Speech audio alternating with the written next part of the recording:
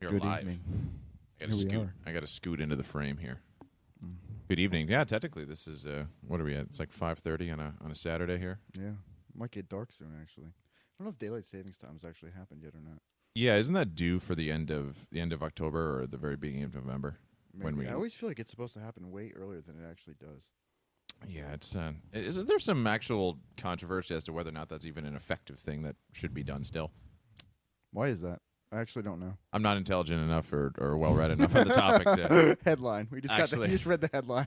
I just did some headline clipping there. Yep. But yeah, as far as I know, I think that's just like actually up for debate. It's just kind of one of these things we've been doing for so long and has so much momentum behind it, and we actually examine the science. But I just trust in things of that nature that people who are much more aware of the science than I have made the decision, and I am going to trust their decision. Look, man, I don't have the time or the know how to know all of this and all this in-depth information. I just put my trust out there with that stuff. It doesn't really affect me too much. I just know it's okay. It's dark. Daylight savings time happened. All right. You ever hear a Rogan stand-up from many years ago where he talks about like how stupid we all are, and he talks about microphones? It's like, anyone know why this is loud? Huh? Maybe. Yeah, probably. I don't know. Just like which one was it?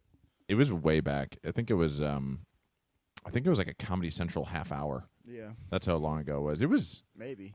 You know, I like him a lot. Like, I like his podcast a lot because he listens to everybody. But I don't know if I enjoy what he says on his stand-up, but it's not always like, oh, shit, that was, like, really funny. Like, I just kind of, like, laugh in my head a little bit. Yeah. You know? Yeah, that's fair. Yeah. I think he's definitely at this point much more renowned as a podcaster than as a stand-up. Yeah, I like the dude, but yeah, as far as his comedy goes, it's just like one of those things where it's like, oh, it's clever, but you know, He's a yeller. He's very Sam Kinison-esque with his stand-up. I mean, he's a yeller. He'll just scream. Yeah, He'll like he's just dynamic. Yes, he's very dynamic. It's how you deliver. He'll hump the stool like aggressively for a minute. Like that's his brand of stand-up. Yeah. He's not a like a Louis C.K. that tries to like, you know, although he's been canceled since, but he tries to really, like, there's not a lot of dynamism to Louis' stand-up. It's just him, like, telling a story with words. And Yeah, he's very, like, aloof. Yeah.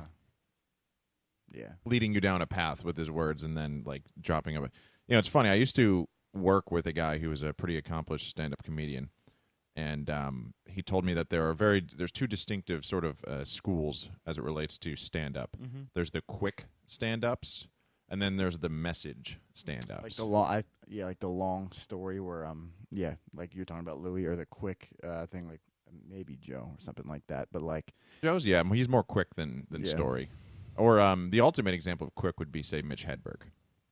I know that name. Oh wait, yeah, I've seen his special probably. I'm not a guy who can like remember all these comedy acts and stuff. I just know I like comedy. He's the ultimate one-liner comedian. Okay. So he, like many years ago, he would have the joke of like, I don't like when you go to the mall and it says that the escalator is temporarily out of order. Sorry for the inconvenience. What it should say is, the escalator is temporarily stairs. Sorry for sorry for less convenience. Sorry for less speed. Yeah, it was like somebody asked him if he wanted a frozen banana, and he said no, but I want a regular banana later, so yes. It's like dumb shit. Yeah. But he's the ultimate example of like a really quick comedian. There's not a real, you don't have like, you could have a Forrest Gumpian IQ and still think that his stand-up is funny. Well, you did comedy for a little bit. What would you define yourself as if you were to put yourself in a box? That's an interesting question. I think you'd be like the I think you'd be like more long form. Yeah, I would say definitely I tried to be more long form, but I learned very quickly that requires a lot more skill. Yeah, a lot of concentration. The work, probably the audience. Your audience is specific to, like, you know, Yes. that type. Like it's just like anything else. That's your market. A lot of prep, and also like you have to really learn how to. You have to learn how to nail the important parts of the story. Yes, Yeah. yes. They call it like putting English on the ball, right? Never heard that term before. Like, can you throw it? You could throw a fastball, but perhaps not a curveball. Right. Whereas a fastball is just like, you know, like Bill Burr has the ultimate like turn a punchline joke. Yeah. It's like, what's the hardest part about rollerblading? What is it? Telling your dad you're gay. Yeah. Like that's the ultimate like one line. Yeah. Whereas like Louis would tell these long-winded jokes about like how he would live in this apartment, and he kind of like doesn't really do a good job of dressing very well, even though he has a lot of money. Yeah. And he would like fool people into thinking that he was like actually not welcome in that building just to get them to call the cops on him. And then when they did, he would reveal to them that he's actually this famous wealthy guy. Yeah. And what that says about society and all these sorts of things. And it's a hilarious bit. Yeah. But there's nothing quick about it. I mean, Louis only has 8 to 10 bits per hour stand-up special. Which, yeah. But if they're 8 to 10 hard-hitting bits, then, Yeah. you know, I guess it just depends. He's making sure that every one of his stories, I guess, is hard-hitting. Yes. It's deliberate. I He's. can vibe with that. Who would you say is your like paragon of stand-up comedy? Who Paragon. Yeah, Oh, like man. who's like the when you think stand-up comedy done the best it's been done in your mind, who comes to mind? I grew up with George Carlin. I liked him a lot. I knew you were going to say. Yeah, I George think you Carlin. knew I was going to say that. But looking back on it, again, like I also said earlier, like I don't really like Joe Rogan as a comedian. Mhm. And George Carlin is he's not even like really super funny. No. You know, it's actually more of like a soliloquy on stage. Yeah. It's the same thing with like Bill Hicks. Like I used to like Bill Hicks a lot when I was like a kid. And Bill Hicks is not funny on stage really either. No. So it's Those are probably the two ultimate examples of the other end of the not turning a punchline. and that's the thing. It's not traditional comedy at that point. It is comedy, but for me, like, what does that say about my preference? Yeah. You know, Yeah, I mean, I think it says. I think I just like people who kind of like, both of those people, right? They kind of tend to look at the double standards of society, I guess. Yeah. And that hit home for me when I was younger, so I like that a lot. a little bit of commentary with your laughs. Yeah. Yeah, I guess so. I would say Lewis Black for me was actually the first comedian I got really into. Yeah. Because he is a blend of those two things. He's a Right. screamer and a yeller, but he's almost entirely political based in his material. Yeah. So he was kind of the first. And then it's funny because as I've aged, I couldn't probably make it through a Lewis Black special right now. Yeah, things change when you get older too. Yeah, like I wouldn't probably go back and if I sat down and watched one of Carlin's like old specials or something like that. I almost know it. So it's like listening to like Led Zeppelin at this point for me. It's like, all right, yeah, here we go, like No Quarter. I actually listened to it like yesterday and I'm like, I love this song, but like I can't jam out to it like I used to anymore. Yeah, that's how some music just goes. Same thing with comedy. What a fucking song, though. Yeah. What a fucking song. I always said if I ever competed in any sort of combat sport, that would be my entrance song. Yeah, that's a good one. Yeah, I Yeah. squatted to that yesterday. It was nice. That's an excellent song to squat to. Yeah. Going back to Bill Hicks, he has probably one of my all-time favorite stand-up bits. This actually was a funny one of his, where he talks about the election of the president. Yeah. He's like, what I think happens when you get elected president is a bunch of men in suits come and gather you and take you to a dark, secluded I room. know exactly where this is going. Yep, keep going. And a projector slowly lowers down. And all of the you see an angle of the Kennedy assassination that you've never seen before. Yep. And after a host of other conspiracy theories are confirmed in front of you, they slowly roll the film back up and ask you, any questions, Mr. President? Yep. It's just kind of like unspoken at that point. It's like, you act up, that's what's going to happen. Only questions what my agenda is. Yeah. No, I think that also that definitely like colored my outlook on like politics for sure. Oh, Acts 100%. like that for sure. Acts like that, and also just like, you know, we were both growing up at the time when like like the internet was starting to like be less specialized, I guess. It had a lot more information just became all access, and you could find anything you're looking for at that point. And you know, that's when the rabbit holes would start when you're like 13, 14 years old, and you start getting into like, you know, that type of shit. Like Monster. I can't tell you how deep I went on the Flatwoods Monster. What the hell is a flatwood? Exactly. It's like a UFO / monster sighting. It's kind of like a combination of a UFO sighting and a what's the Mothman.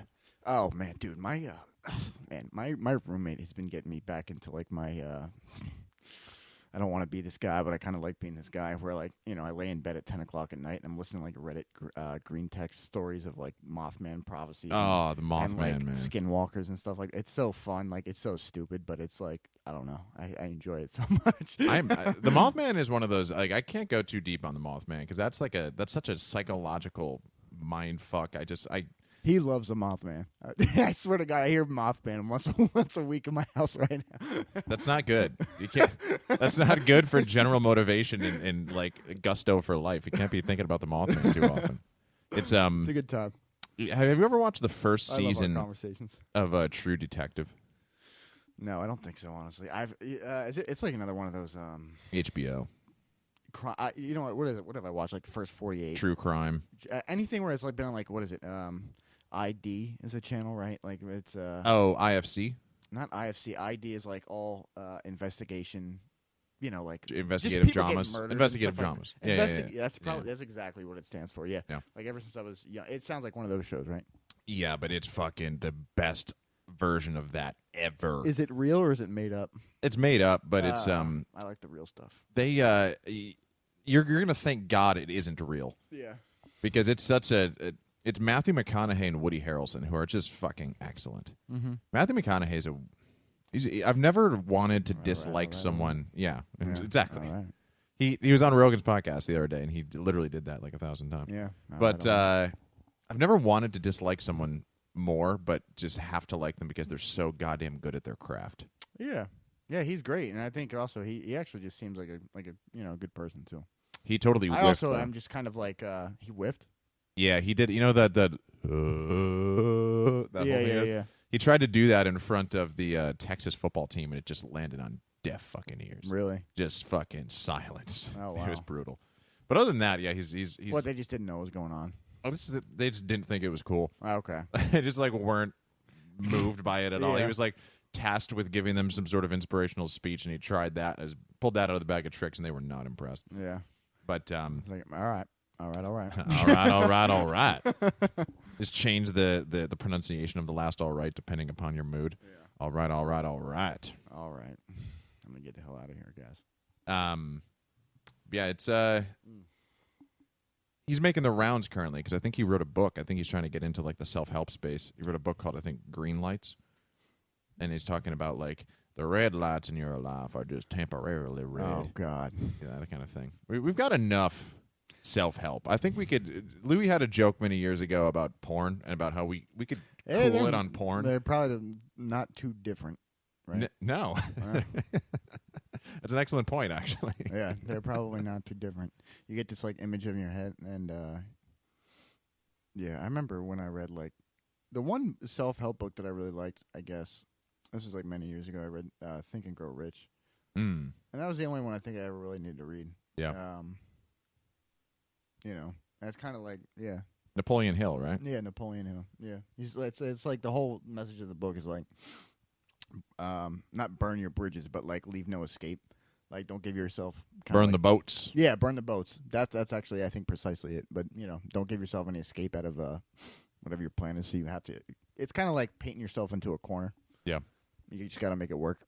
How do you cope with the unfortunate intersection between fitness and self-help? Because eventually, like even a lot of these like, you know, quote unquote fitness influencers or prominent people online who primarily deal in fitness, the worst example of this would probably be Elliot Hulse, who I genuinely appreciated and liked as a content creator, and he just went down a rabbit hole that is a bit too deep for not even just me, just about anybody. This is a bit too deep. Yeah. But like how do you, because you're at a stage in your career where you've done a lot of research and you're probably getting down to the nitty-gritty, right? Like you're getting to that next level where it's like, how many times can you read about different types of periodization structures? How many times can you read about techniques and variations of techniques for compound movements? Like at some point it gets a bit deeper than that and you're probably encountering it.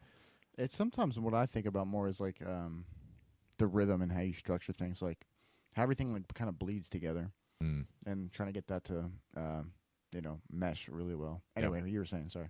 No, that basically was my question, is like now that you're there and as someone who is studying the craft of fitness, like is there a part of you that hesitates to delve too deeply into that because you don't want to become Tony Robbins? Into you like want to self-help? Yeah. I don't think it's my avenue, to be honest. Okay. Because it's not something like I wake up feeling like anymore. Or really, I don't really know if I ever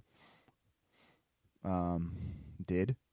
You know, like for me, you know, I think that's really maybe get the spark going for like when you're new, like when you're a beginner, right? Yeah. Like you watch some epic video or like, you know, David Goggins or whoever, like just pick your poison. And that gets you going for a while. Something about that person really connects with you. Nowadays, you know, now that I've been doing this for a long time, like again, I don't really have any. I don't want to say I always have a choice, but it's not that I don't have a choice in the matter in regards to like getting up and whether it's going to train or train somebody else. Yeah.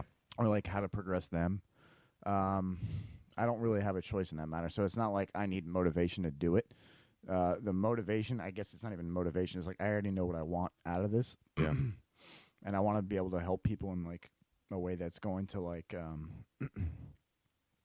allow them to keep getting better.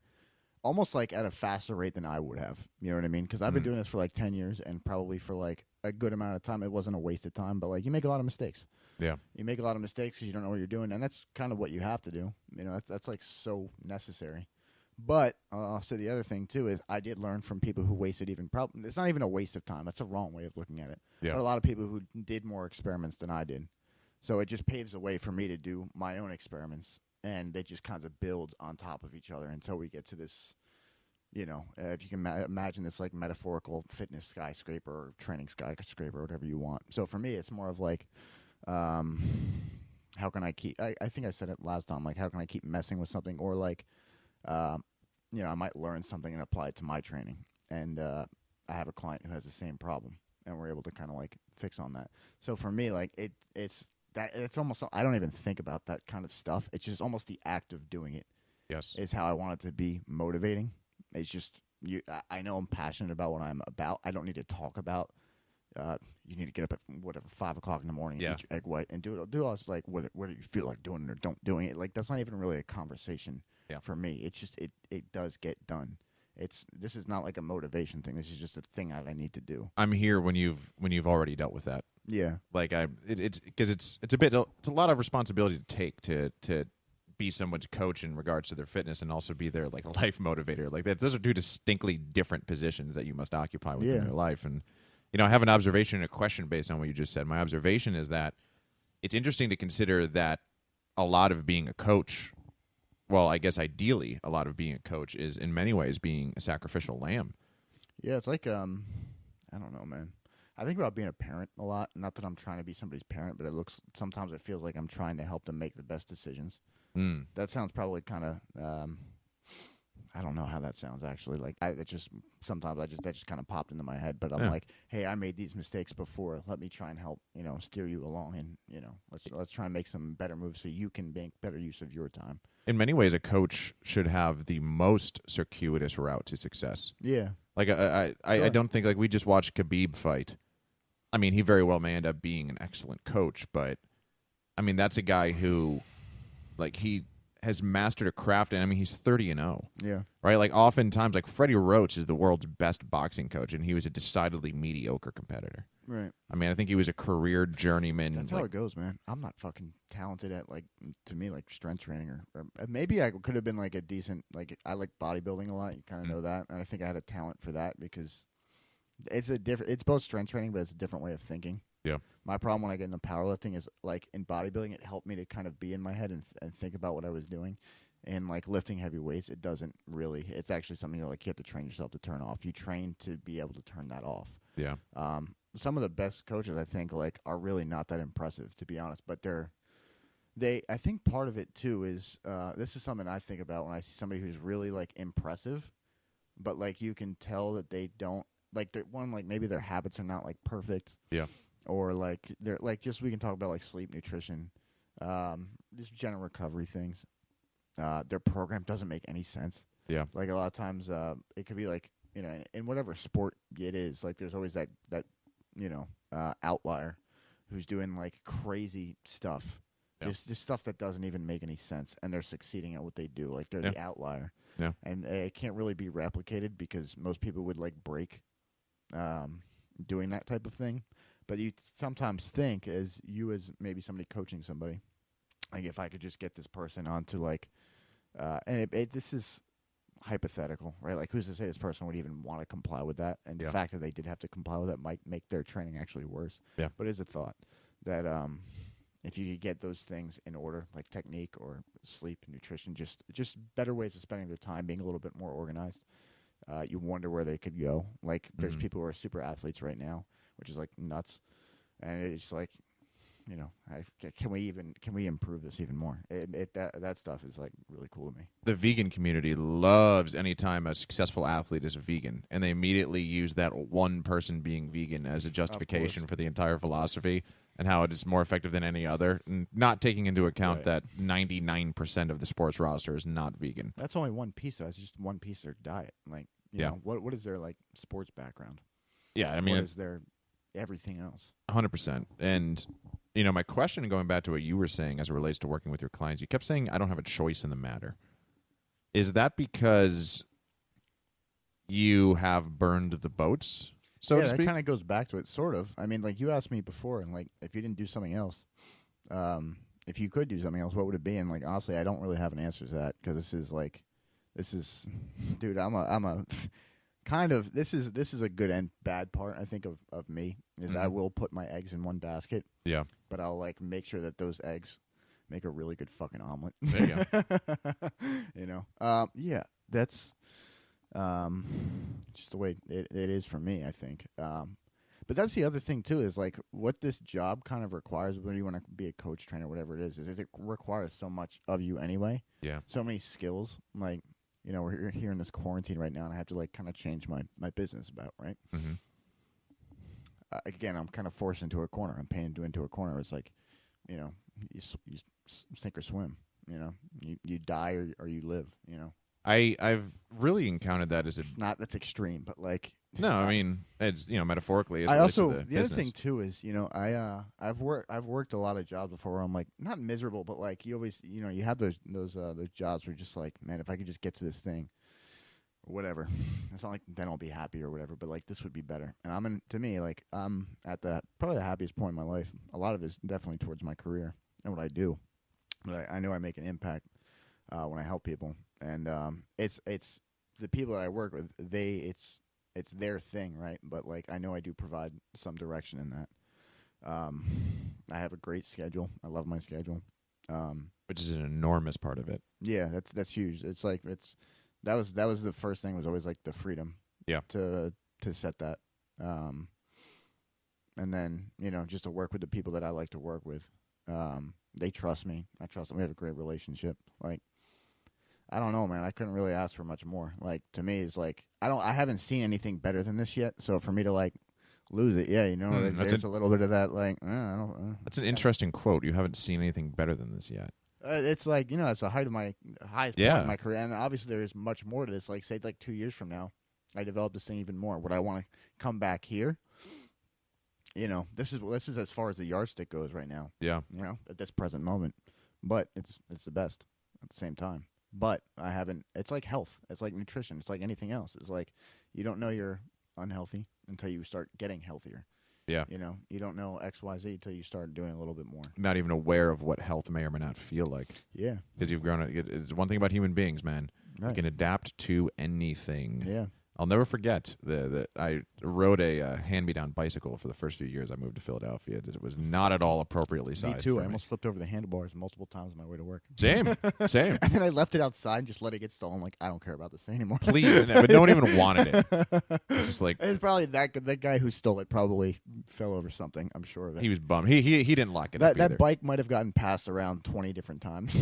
I swear to God, I might still be going around Philly right now. But I will never forget the first time I got an appropriately sized bike ex post facto after that one was retired. And I was like, oh my God, I've adapted to shit. Yeah. You and I have had this conversation many times. I'm so adapted to shit. I have I have like a bunch of my friends, like whenever I hop on, like, I haven't played PlayStation in a little while, but like whenever I hop on, my shit is always broken, but I just deal with it. Like, my computer, all my friends have known, like, I've always had like the bottom of the barrel computer. Yeah. And I'm like, yeah, you can't miss something you never had before. Like, here's the thing, like, let's say I buy that $2,000 computer, right? And that thing goes. Guess what? I got to buy another $2,000 computer because I'm not going back to $200 computer that sucked. Yeah. You know what I mean? Yeah, that's very true. It's kind of a liability at that point. But here's something you're gonna learn: that $2,000 computer, Yeah, it ain't gonna break. yeah. That's why it costs $2,000. Yeah, That it will $200 one day. It will one day. Sure, but it still will end up probably being a better investment over the life of, let's say, like a 10-year Right. period of time. How Yeah. many $200 computers did you have to burn through in that 10-year period of time? And how much time of your life have you lost to waiting for a little spinny to complete? That's what helped me make the decision after a while. I guess my time became more valuable, right? Yeah, It's 100%. like your computer crashes when you're doing like work or something like that, and Yeah. it's because it's a piece of shit computer. Or it's the same thing with like the phones that I had. I just got my iPhone for the first time. Just bought my first like actual phone that actually like does things and has a decent camera, and the experiment was pretty much like, all right, well, if you buy something expensive, you're probably going to take care of it, right? Yeah. Yeah, and that so far that experiment has proven true. I haven't dropped. Well, I've dropped it definitely, but I bought a case for it. In the past, I would get like free phones, kind of. Yeah, the hand-me-downs. But not even hand-me-down. Oh yeah, I did get one hand-me-down, but it was a good hand-me-down because I just like didn't really, I didn't care. I just didn't feel like I had the need for anything like, what do I need an iPhone for? Like, what do I need anything super expensive for right now? But then, like, there were certain things that came up. I'm like, okay, then this is kind of about time. I started taking more, like, videos and pictures for, like, I think one of the things was, like, I was recording a client, and we were going over kind of, like, this is how you kind of, like, look moving, and this is how we can kind of change things. Excuse me. And the video just looked so poor. I'm like, all right, it's time. Like, I don't need to sit around with this anymore. Like, what am I doing here? Yeah. Yeah. Being adapted to garbage, man. It's a real, like, coming of age realization that Dude, many that's been people my have. whole life, though. Same. Too. Like, I was like when everybody, like, I remember when I was younger, like when everybody got the GameCube, I just got my N64. When everybody got like their like new cell phone or whatever, I just got my first like flip phone. Like, I didn't have a texting plan until I was probably a freshman in high school. Yeah, I mean, I don't think I even had one until I was but I'm a couple years older than you. Yeah. So your freshman year in high school was probably my junior year, so I probably got it Yeah. around the same actual time. Yeah.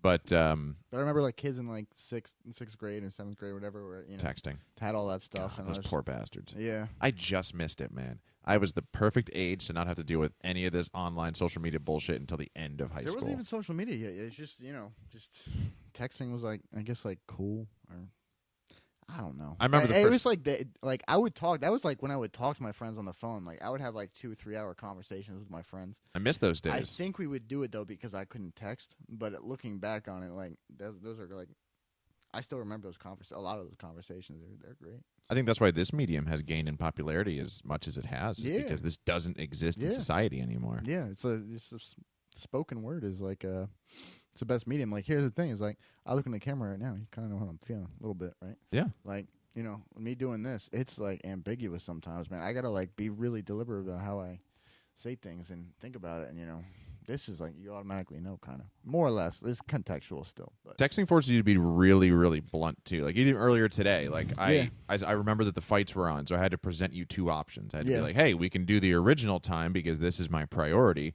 or we can do another time. But like, yeah, that's the way it's. I kind of like it, but there's two ways of kind of going about it. Yeah. I guess it depends. I guess on familiarity with the person, and also just like you and I, like we know our communication style between each other. Yes. Like, we're not sitting here telling each other like stories and Yeah. jokes. We save that for when we get over here. Exactly. Yeah, it's very well. That's what I would guess or describe rather as a healthy texting relationship, because I've been in some unhealthy texting relationships. Yeah. Like long. I think you talked about it last episode, and like I can't do a better job of hitting the nail on the head myself, because like it's this little like nuclear bomb effect.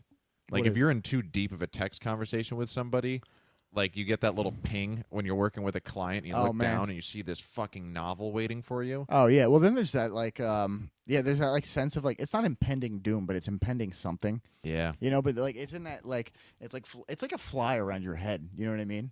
That's how I would describe it. Actually, it's like something is buzzing, like you're in the moment, and like you're getting that ping ping or whatever. So now you have to like disengage from what you're doing to kind of like get that fly to go away. Yeah. But then that's the thing is like you can look at it. I know what you're saying. I think people know what we're saying too. It's you know what's funny too is that when I think about things that are dysfunctional, I went on a purge about 2 years ago of getting things out of my life that were dysfunctional. Right. And what allowed me or empowered me to finally be able to go about doing that was identifying some of the familiar habits of something that is dysfunctional. Yeah. And unpredictability is one of the hallmark qualities of something that is dysfunctional, at least as it's played out in my own life.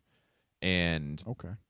Yeah. I mean, I would agree. You can go further though. yeah, like, but like that's the fly around your head that you just Yeah. used. Like that's why I don't like texting. That's why I don't like social media, because it's unpredictable. What's unpredictable about it to you? Just there's impending anything. I mean, anything is like you're never gonna know when someone's gonna reach out to you positively, negatively. Okay. Like it's just. I mean, like if I have a conversation with you that's primarily in person, I'm aware of the terms that we've left on. Yeah. And like I know that the next time we speak, there's going to be some continuity between then and now. Yeah. Whereas online or in text, based, You like closure. Yeah. That's all right, man. I like we all like closure. The elusive closure. Does it exist? Probably not. But Probably not. Probably not. I just think that it's anything that is unpredictable inevitably has, at least in my life, the way that it's played out is it's destroyed my ability to focus. Right. And it's detracted. It's like several flies buzzing around your head, right? Yeah. Like the more flies you have buzzing around your head, the less overall happiness and focused deep work that you will glean from life. Yeah. And I think maybe I have a little bit of a heightened sensitivity, even to something that for many people is already something that is a heightened sensitivity. Like I've even more of a strong example of that. Yeah, it could also be too like you just because you don't do it, it's going to be even stronger when it does happen. Yeah. Right. Like so, you just started using like social media again, or Literally maybe like the 2 first weeks ago. time. The first time, right? So it might be like really, really, really like a strong kind of stimulus for you when you kind of first getting those inklings. You know what I mean? So far, it's been positive. Like I've been very fortunate. I mean, even just like I have a lot of creative anxiety. Yeah. Because for whatever reason, I've decided that like the previous versions of myself were not a creative person, and if like people from my past were to meet the current version of me, which was always the version of me, it just took me a long time to defeat the inner demons or the anxieties or whatever the case, whatever's preventing me from being more creative. It would be an abrupt change compared to the former versions of myself that they may know. And, for the first time, it's silly. I mean, we've done like 50 episodes of this fucking podcast. I never once posted about it. Yeah. Never. No one had any idea. And I actually started understanding like the functional uses of social media. Yeah. Like I have a bunch of friends from high school that I'm still really close with, and like they probably would have listened to this at some point, but like, how would I have let them know if it's not just posting it on Facebook or Instagram or something? Like, what am I going to send them all an individual email? Send them a letter. Or a text message, or start an email like group or something, like Hey an email guys. list amongst friends. Like, it's also called social media. You could just do that. Hey guys, I have something really important in the works. Expect a letter in your inbox in about 2.5 weeks. Horse and carriage will be dropping it off. That'd be great though. Maybe that's the competitive advantage in the modern market, is just like be the only person with an actual mail list. Yeah, I guess so. I mean, that would be For a podcast. unique. Maybe we should start it. Yeah, that's very. We're romanticizing the old days, I guess. Tune in next quarter Yeah. for our mailing list, in which will include a free nail file. Yeah. It's- be but- interesting. It's been good though to kind of enter that world for the first time seriously and actually see some positive feedback from it. Like I had people reach out to me that I haven't spoken to in years, Yeah. just saying like, "Hey man, I listened. It was pretty cool." It's Yeah. nothing, just like a little pats on the a back. little something, Yeah, and Yeah, that that's that adds up. Yeah. But Yeah, well, that's the other thing. Like we talked about, What did we talk about last week? Oh, what the hell? A lot. Yeah, we did, but the word I'm trying to think of is praise. Praise. And I thought about that actually, honestly, after wow, dude, slow down. After last week's I'm recording. drinking black coffee here. I thought of it after the fact, and you know, it's a balance. You do need some, especially when like in this type of situation, you need some sort of affirmation outside of your own that like what you're doing. Maybe you don't need it, but like if you don't feel comfortable yet going through with it, it does help to have people who are like, nah, man, like keep going, like dude, keep doing what you're doing. You know what I mean? Because we all kind of, I think, dude, I don't think what you're kind of talking about, or what we're talking about, like tons of people, deal with that. Like I think there's so many people who are like, not creative because they're afraid of, it's a form of, dude, like deep self-expression. The man in the arena. Yeah, it's like, you're afraid of getting like tomatoes thrown at you, or these days maybe getting canceled or something like that. Yeah, hopefully not. That's fair. Yeah, we would have to go down a dark path to get canceled, but so far I think we're cancellation. We're pretty all right. Yeah. We'll get better. Let's keep getting better. I actually once wanted to do a segment on this show of calling my father and asking him various life questions, and it was going to be called Ask an Asshole. Yeah. But I think he'd get us canceled pretty quick, so we're going to hold off on that segment. Do a trial run before. Yeah, we're going to hold off on that segment, I think, forever. Yeah. And just not do it. But, hey, man, we were texting back and forth because I think, like, last week posting this recording, it was the first time I'd even asked you. I was like, had you ever recorded yourself in a long-form way ever? And you were like, I don't think I have. Okay, so actually, I just thinking about that now. So not in a long form, but when I was younger, me and my friend, he who shall not be named. Maybe he probably don't even care, but just just like I'm on like this thing, and I don't know. So his name is He Who. Yeah, He Who.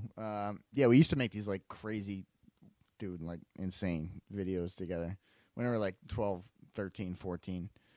There's like like me doing just like shit. You better be specific because this sounds really this sounds dirty. Like, dude, it was kind of nuts.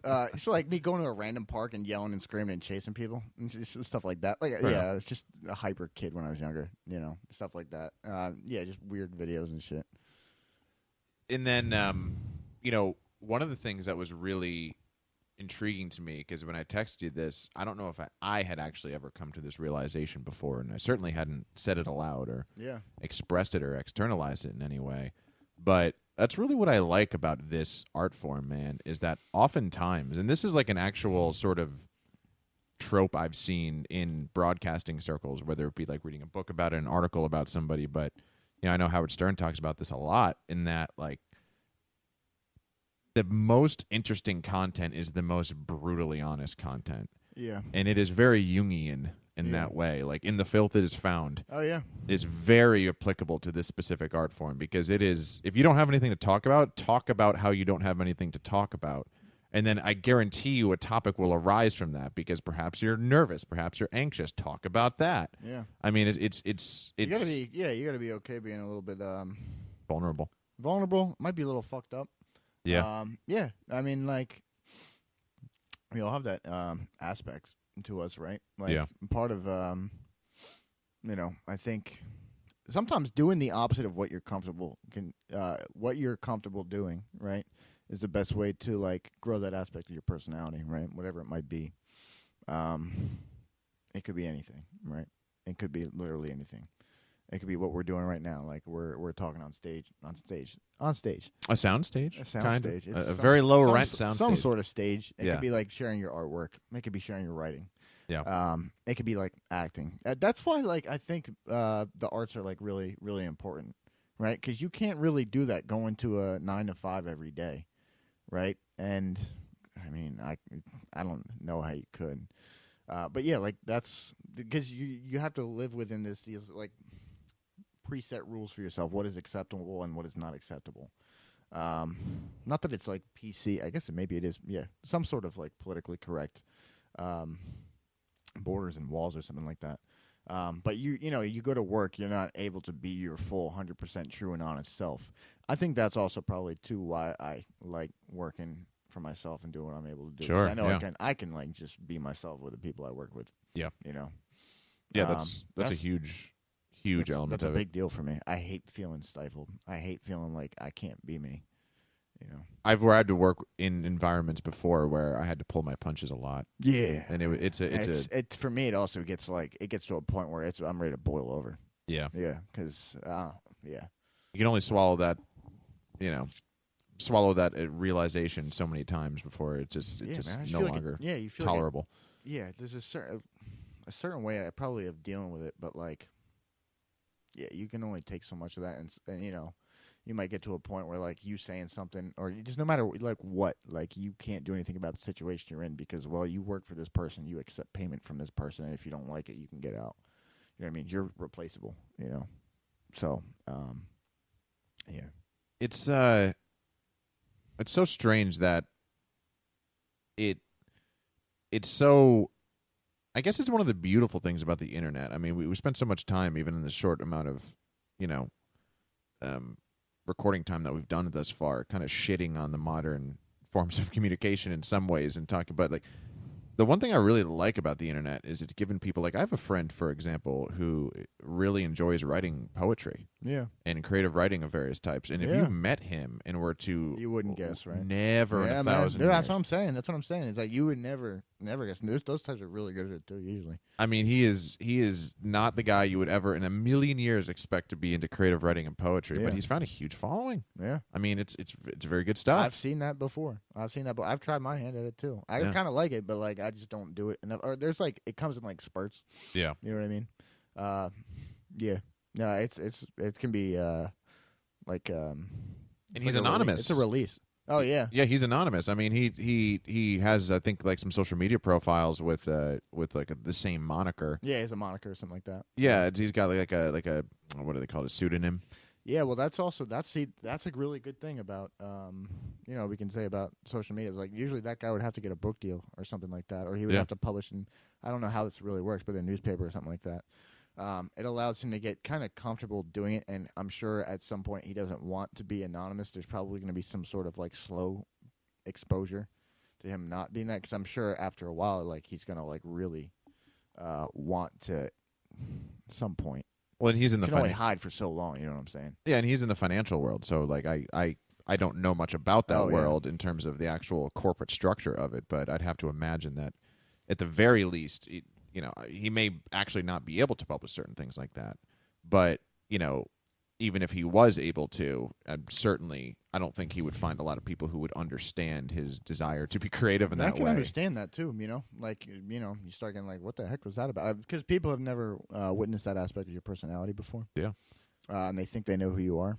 And that's the thing, man, is that's how all of us really are, I think, anyway. Because we all have aspects of ourselves that we really want to reveal. Right, but it's like we talked about Batman last week, and it's like I think honestly everybody probably has that, but some people just never leave the Batcave.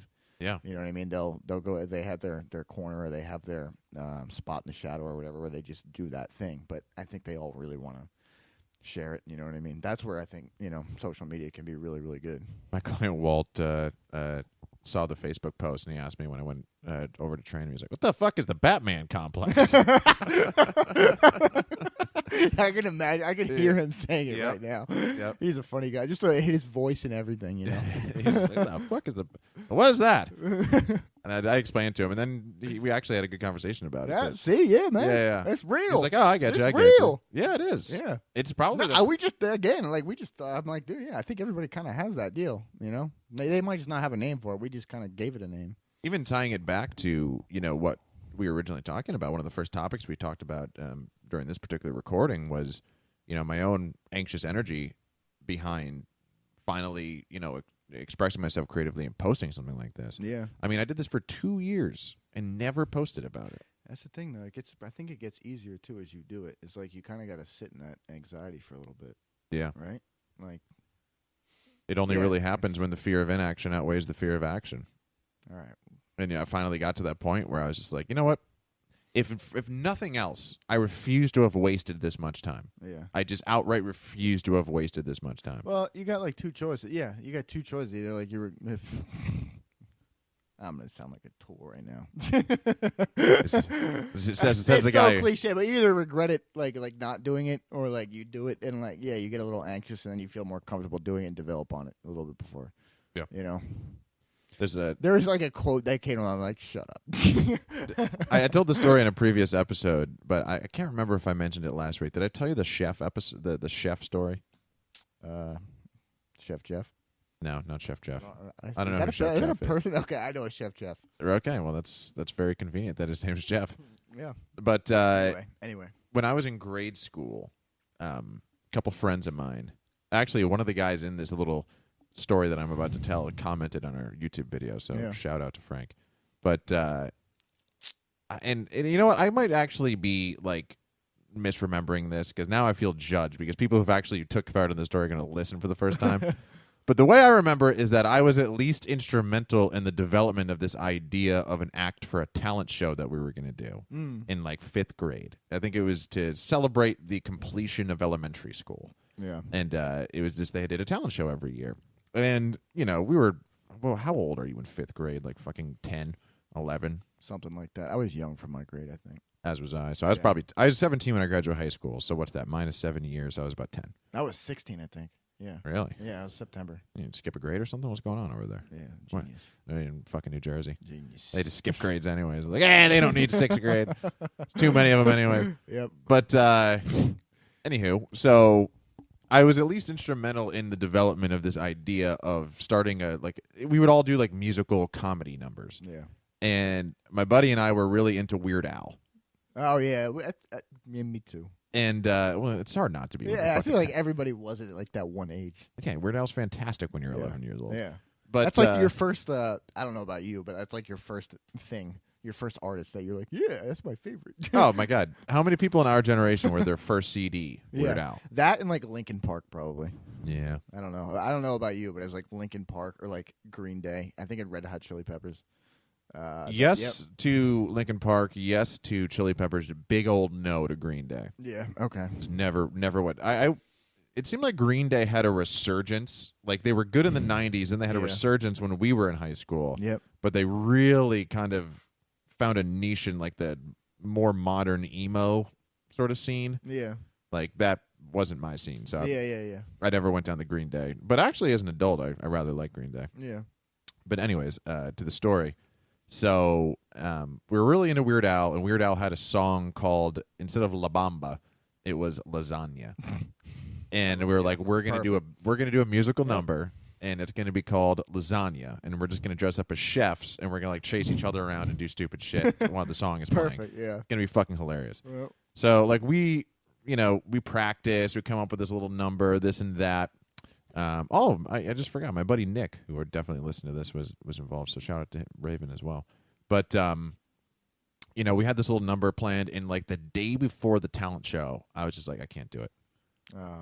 And they, in some weird way, I was expecting them to drop out. Yeah. Like this sounds really weird, and I wish I had a better way of expressing it. But in some way, I almost feel as if it was me trying to exercise power. Yep, I think it might have been. By saying, like, I don't want to do it. You need me. Yeah. Or, like, I wanted to be... And then when they didn't, you were kind of like, fuck you guys. Yeah, that's exactly... It's a horrible story, but, so, basically... Yeah, it's funny. They were just like, all right, well, we're going to fucking do it. So they go on stage. They were like the curtain call act. Yep. They fucking killed it. They got like standing ovations. They did like a like a curtain call. God.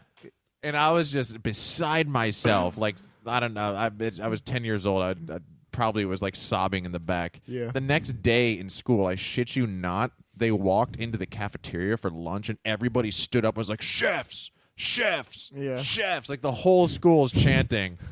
I think the one guy got like a girlfriend. He was like one of the first guys to get a girlfriend. And then they played it at lunch every day for like a week. Yeah. Like they wheeled in this big TV. Dude, this is the funniest. This is one of the funniest things I've heard. And like this was fucking 20 years ago. It bothers the fuck out of me still. I can tell. There's just so many. It's still following you. Oh God. and like, I was pretty late. Like, I'd say in high school, by high school I got my shit together. But in like middle school, I don't know. I can't really recall my social trajectory in terms of like how quiet or shy I was in various grades and whatnot. Dude, we but all like, it would have fucking we're all helped. stupid and smelled like shit in middle school. It would have fucking helped to be You one of the reason you don't chefs, remember man. It would have fucking helped. Yeah. Would have springboarded everything. Do you think you would be a different person? Do you think we'd be having this conversation? We wouldn't be having this conversation. Probably not. Would we be having a lot of these conversations? Well, in many ways, I think that like this was not posting this or sharing this, even though I had spent so much time and money developing the idea, is just a weird way. Just different. It's just saying no to the chefs in a different fucking It's like the time. butterfly effect. It is okay. Here's a butterfly effect moment. Yeah, if you said yes to the chefs, would you ever made this podcast or wanted to devote so much like thought and perhaps energy to like these creative endeavors? Could be a great thing. You never know.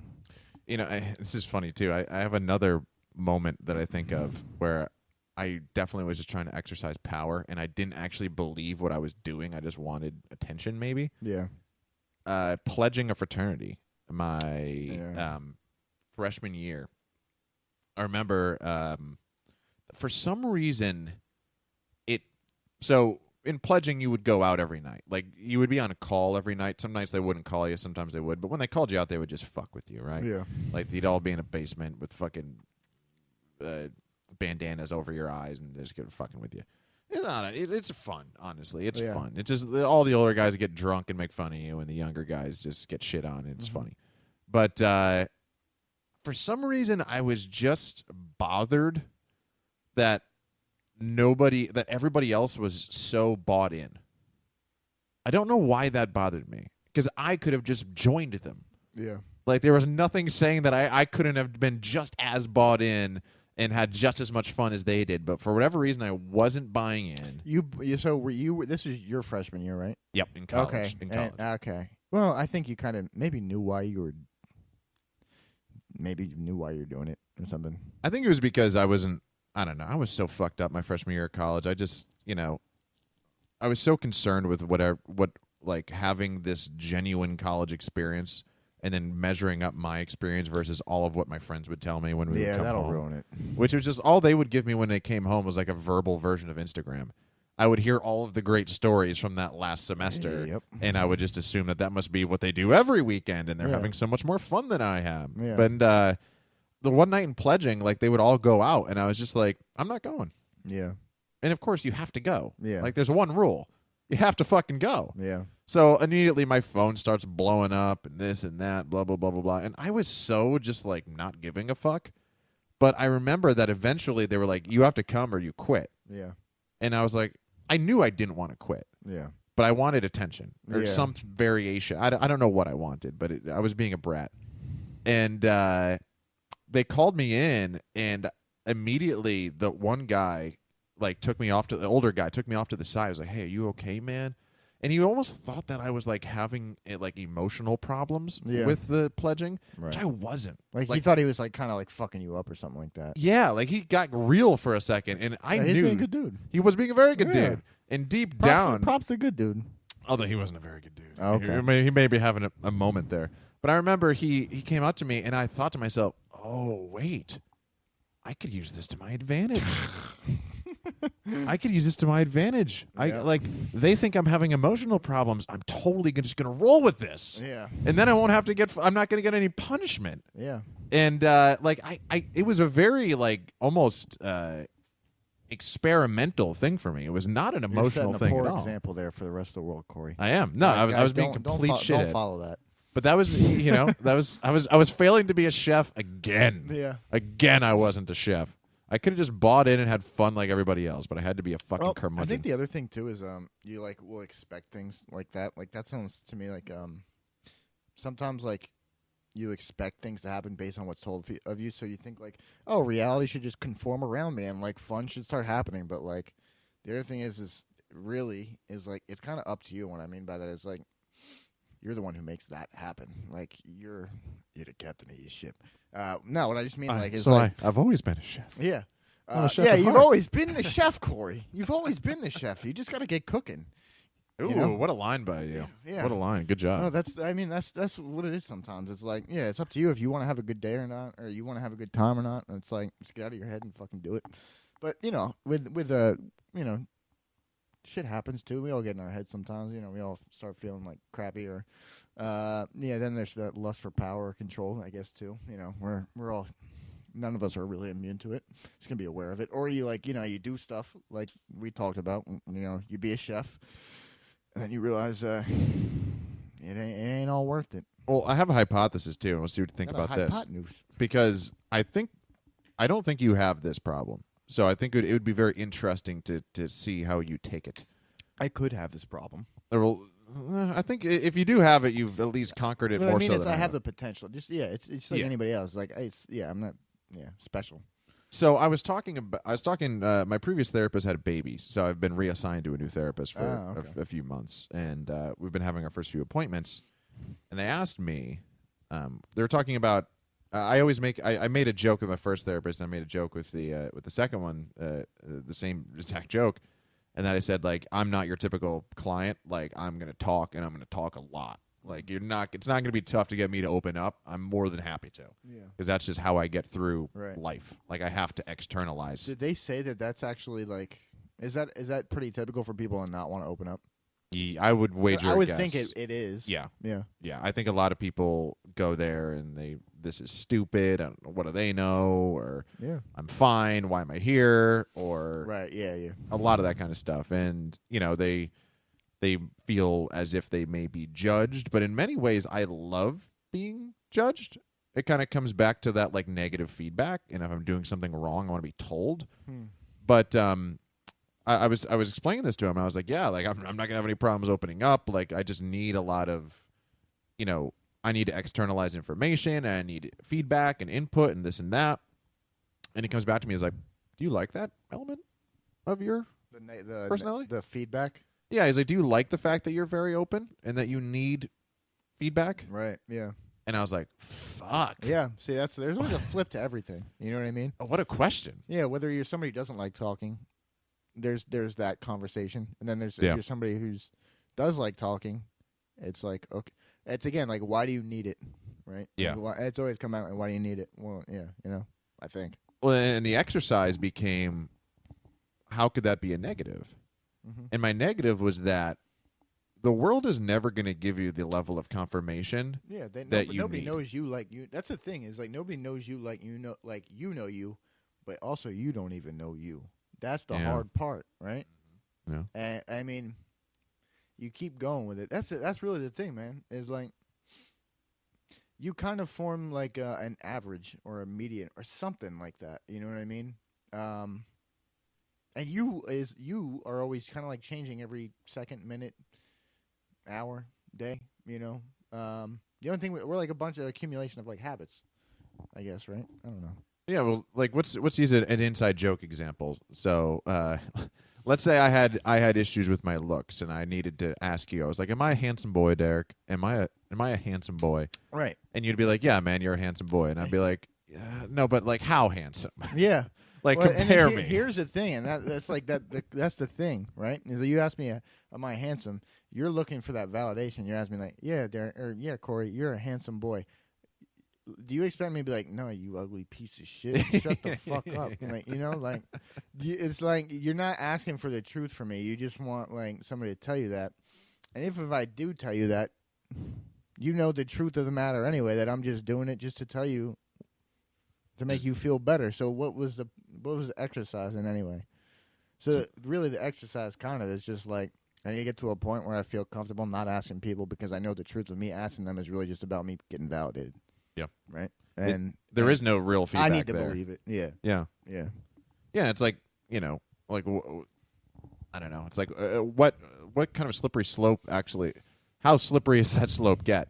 Like, if someone, like, taking that ridiculous example is like, all right, are we going to have to poll 100 people and get, like, what would actually make you feel... But that's like another exercise. Like, I'm going to actually go through the effort of polling 100 people and ask them if I'm a handsome boy. You know what I mean? Like, you're pretty far down the hole of... That's the thing. It's like, the harder you try, it's like it's like spinning your wheels in like mud. Like, is that the right word? What I want to say is like, the harder you try at it, the more you're gonna suffocate. Yeah. Like you're too in. You're in too deep. Quicksand. The fact that you have to go to that length means that you're looking for 100 yeses, but okay, you might be told you're a handsome boy by 100 people, but that 100 responses only magnifies the amount of verification that you need in order to. You still don't probably fucking believe it because you then would be like, I need 1,000 people to tell me. I need a larger sample size. Yeah, it's I have to really prove this. And by the way, I need to explain that inside joke. Derek and I were at a seminar a few years ago, and someone asked the question. Well, what exactly was the question? It was like, if people say you're a good coach. It was pretty much it was exactly what we just talked about. It's actually exactly what we just talked about. Fittingly enough. We can just all we have to do is change the wording. If your mom tells you you're a handsome boy, does that mean you're a handsome boy? That was like I just simplified it down. I like really just took it into its simplest parts. But I think the question was actually, you say it because it was like, does external validation and other people saying you're good at your job that's mean even that the most base components are right good there. at your job? The most raw materials. The guy who was running the seminar was like, maybe? Yeah. Like, how the fuck do you answer that? Yeah. But then we turn that into its simplest form in saying that if your mommy tells you you're a handsome boy, does that mean you are in fact? Yeah, a we were handsome kind of boy? dicks. Yeah. Poor guy. Yeah. He was like not really nice, sweet dude. Yeah, he was speaking in broken English and he too. Was probably, he was new and looking for like, he was, to me, it's just the fact that you show up to a seminar, you're gonna go ahead and spend money and time and show up. You care, Yeah. But the whole point of that was like, if a bunch of people tell me that I'm good, doesn't mean that I'm good. And it's like, well, man, you kind decide of figure that out for yourself, and your answer probably is always going to be like, at least for me and my job, it's like, you're never good enough. Yeah. Kind of. It's not in a bad way. It's like you just always know there can be more. It's infinite. You're going to go on forever. And the longer you do, right, the more that you learn. One, that finish line gets further and further away. And you also realize it probably never exists. All we're just doing is having a relay race for the next person. Yeah. Meaning like, I hopefully pass this information and whatever wisdom down to somebody, years from now. I'm still kind of struck by that idea of like a coach in many ways ought to be the most circuitous route to success. What do you mean? Like, I know that's literally what a coach is like they study what works and what doesn't work, but to think about it as like, in many ways, a coach should have the longest, in many ways, most inefficient route to actually being successful at their given craft, because how else have they explored all possible avenues that they can coach in and out of? Yeah, you kind of have to fuck up a lot. You have to, like, willingly be like, okay, I volunteer myself to probably fuck up a lot. I mean, that's probably with anything, though. That's why some of the best, my favorite, I really enjoy learning about personal finance. Yeah. And my favorite personal finance guy, I guess you could say influencer, which in many ways is now celebrity, right? Like, who's more prominent now? Like, YouTube people with millions of followers, or like Tom Hanks?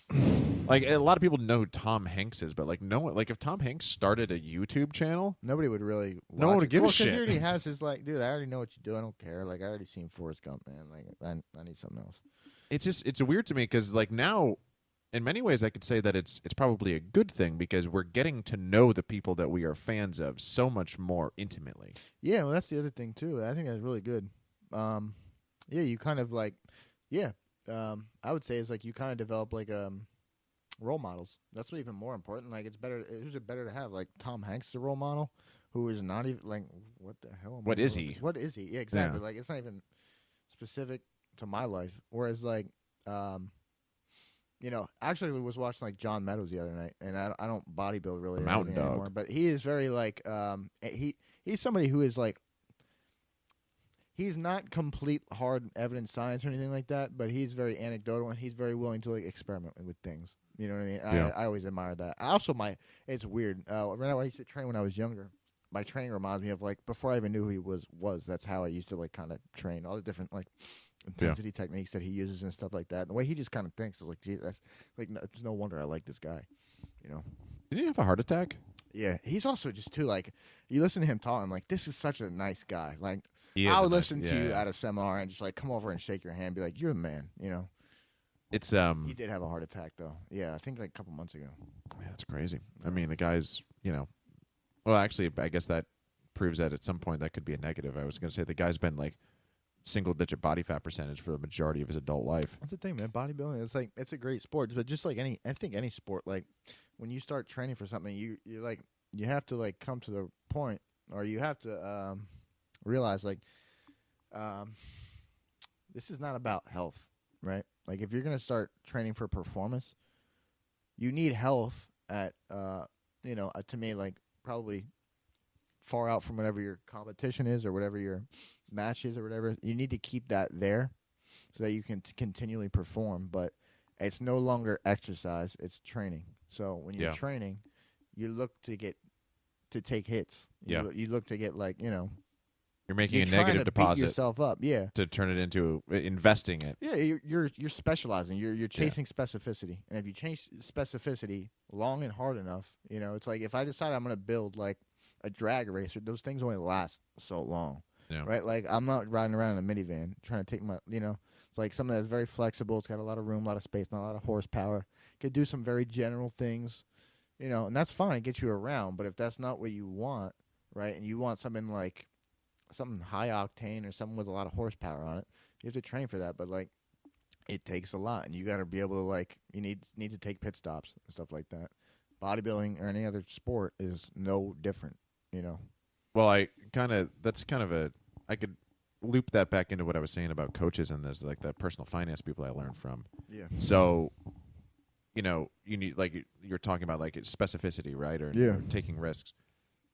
So there's like these two really prominent financial YouTube channels, and they're actually really good friends. One's a guy by the name of Graham Stephan. Oh yeah, I watch these guys. And the other one is Meet Kevin. They're close personal friends. I like Kevin more. I think honestly they're so similar. Well, the reason I watch Kevin more. Kevin more is because he experiments. He's a risk taker. Yeah, and I want to hear the advice of the risk taker more than I want to hear the advice of the conservative fundamentalist. Yeah. And Graham kind of represents to me like Graham is the fitness equivalent. He's the financial equivalent if you were to equate it to the fitness world of saying like do your starting strength linear progression. Yeah. And like he's conservative. It'll work, but like, the basics, like cover these first and then you could go figure out the other shit that you may or may not want to do. That might be good for like the beginner, though. That's, sure. And that's exactly what I was saying. It might be good for like me to do a 5x5 or something like that. Whereas Kevin's more like, I'm gonna spend $3 million in margin for stocks. Yeah, well, he has let's see what the fuck happens. Yeah, he already has. He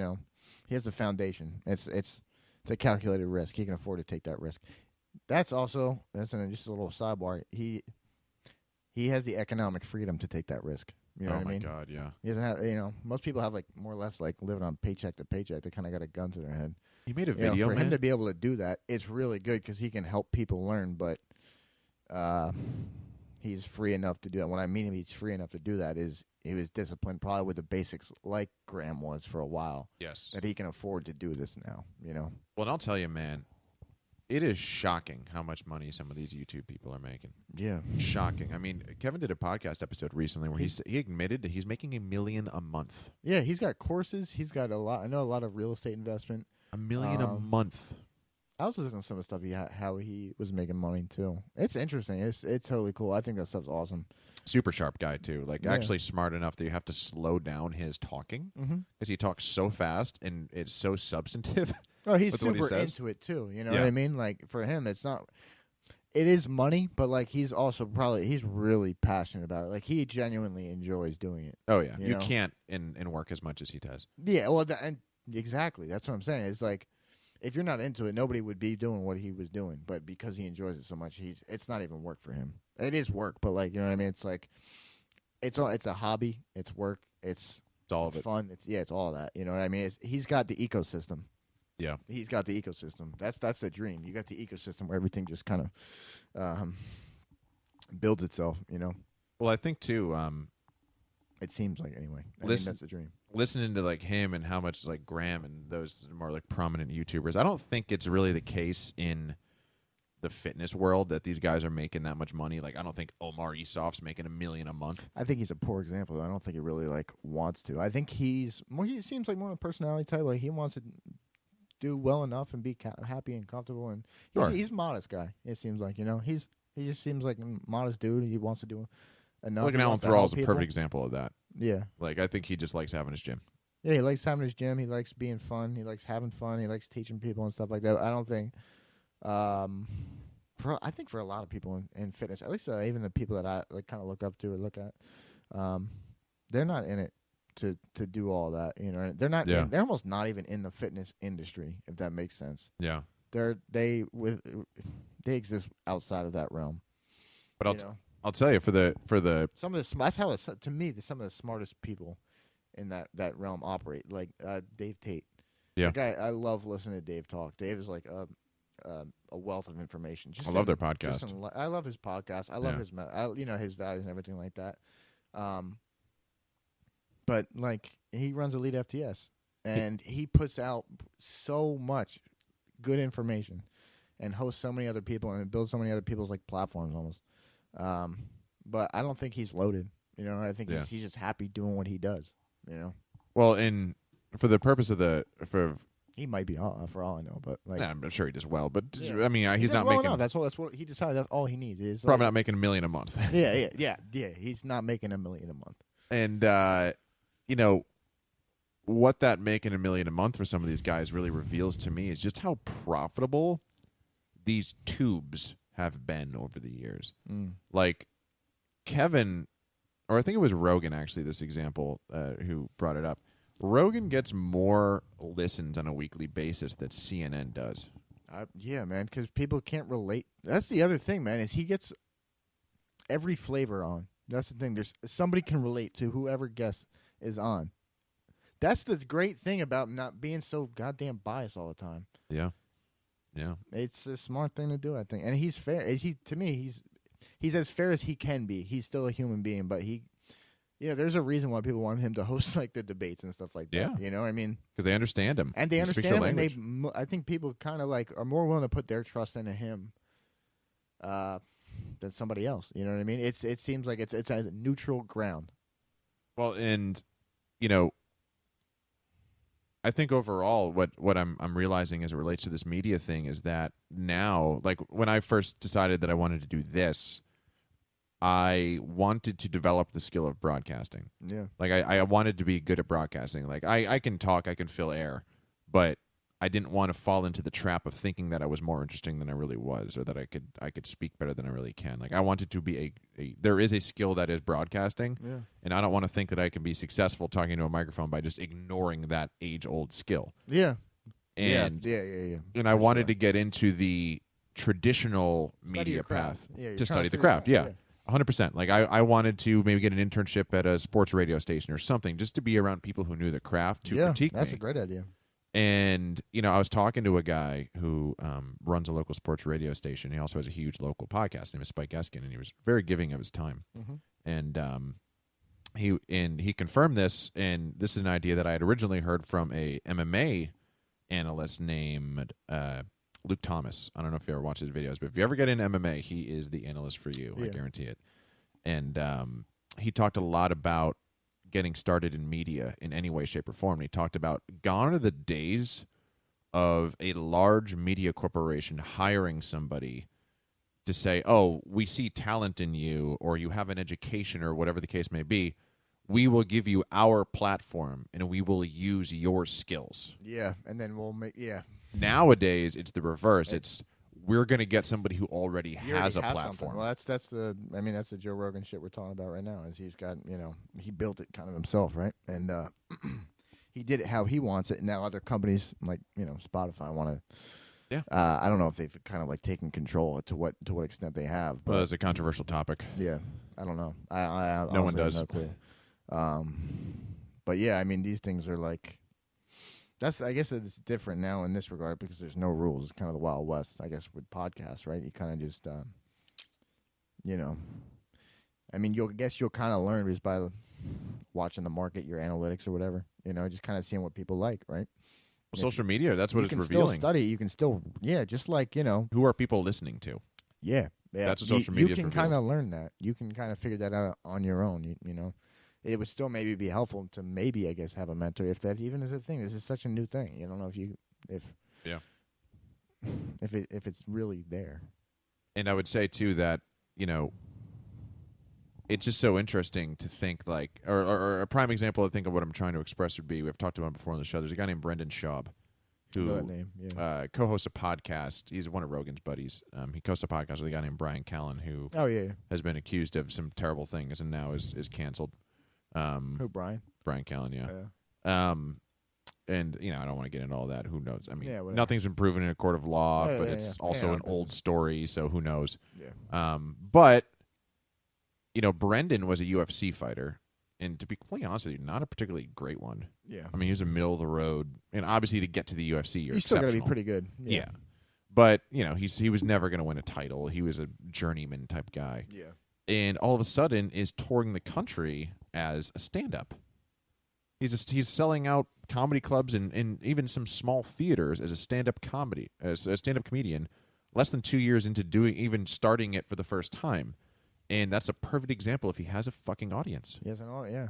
Like, he could sell tickets. Doesn't matter. Like, there's a lot of criticism over his stand-up. A lot of people don't think it's very good. I'm personally not a big fan of it, although I could respect his... But you're interested enough to know, I know this guy. Exactly. Let's see how he does. And maybe it's a train wreck. Regardless, even if it's a train wreck, that wouldn't be my thing. But he still knows he's going to sell tickets.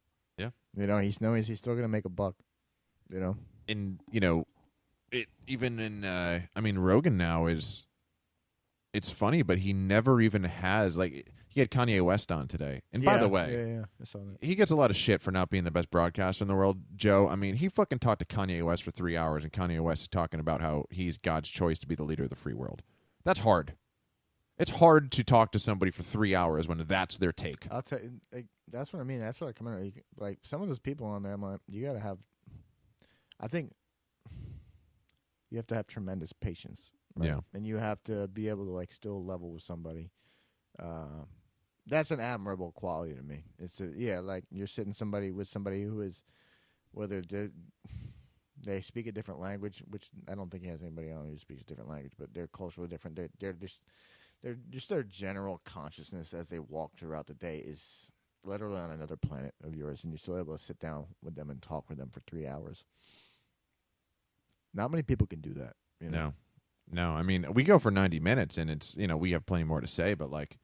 3 hours is a long fucking time, man. Yeah. I mean, after even just like physically, biologically. Yeah. 3 hours is a long fucking time. Yeah. Like, I would get antsy. My back would start to hurt. I would need to move. I would need to piss. Something would happen. Yeah. But he's built that track record for himself, though, too.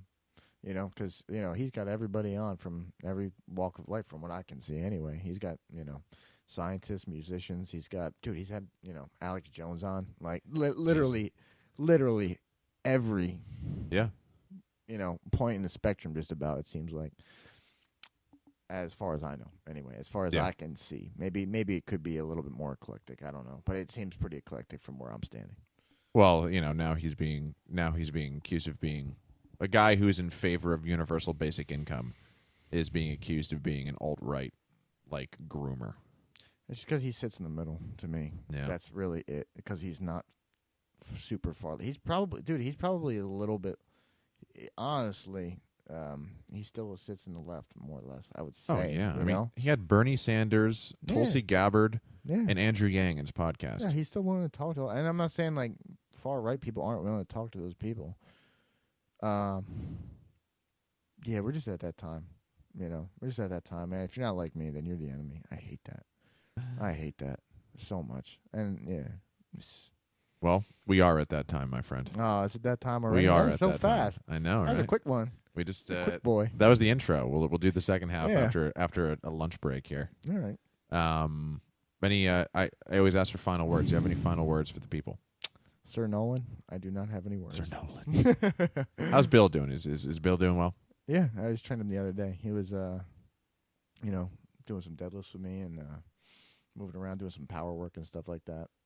Derek has a client who thought my name was Nolan. Yeah, I want you guys to. I look like a Nolan. Do us all a favor in the comments. If you think Corey could, Passes a Nolan. Give us a thumbs up. I know a write it Nolan. in the comment. Believe it or not. Yeah. He's my friend's cousin. Does he look like you? I can't remember what he looks like well enough. Fucking Nolan. But I've heard of the existence of a Nolan. Yeah. That's that, and there was a hockey player named Owen Nolan. That's a weird one. Owen Yeah. Nolan. I don't like that. That's too. Sounds like a hockey player, though. You have to admit, it's a pretty Owen good hockey Nolan. name. Yeah. He definitely don't play like basketball. If he does, he's definitely. If Owen Nolan did play basketball, he definitely would be like a guard, and he would shoot a lot of 3-pointers. Owen Nolan. Owen I Nolan. feel like he could play. He plays whatever. bass in Tool. Yeah. Owen Nolan. All right, All right. we'll do this again. Catch you later. Godspeed. Bye. Bye-bye.